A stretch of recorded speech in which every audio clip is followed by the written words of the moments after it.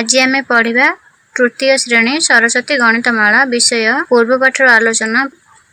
प्रश्न नंबर 25 गोटे भाग क्रिया रे भाजक 7 भागफल 10 और भागशेष 2 हेले भाज्य केते हेबो। एमे उत्तर करिबा। गोटे भाग क्रिया रे भाजक 7 भाजक समान 7 भागफल समान 10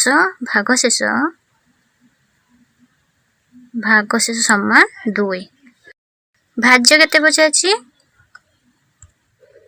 भाज्य बचाछि भाज्य समान सूत्र हमर अछि भाजक गुणन भागफल युक्त भागशेष।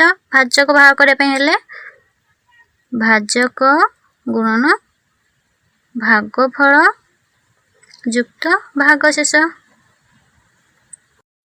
समान भाजक गुणन भागफल युक्त भागशेष।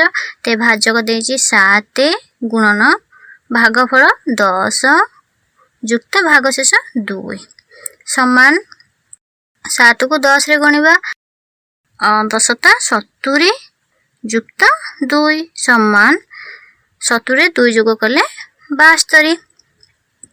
हम रफ करबा एठी 72 भाजक अछि 7 7 10 70 वियोग कले 2 रु 0 गले 2 तेबे भाज्य होउची 72 भागफल हला 10 भाजक 7 भागशेष 2।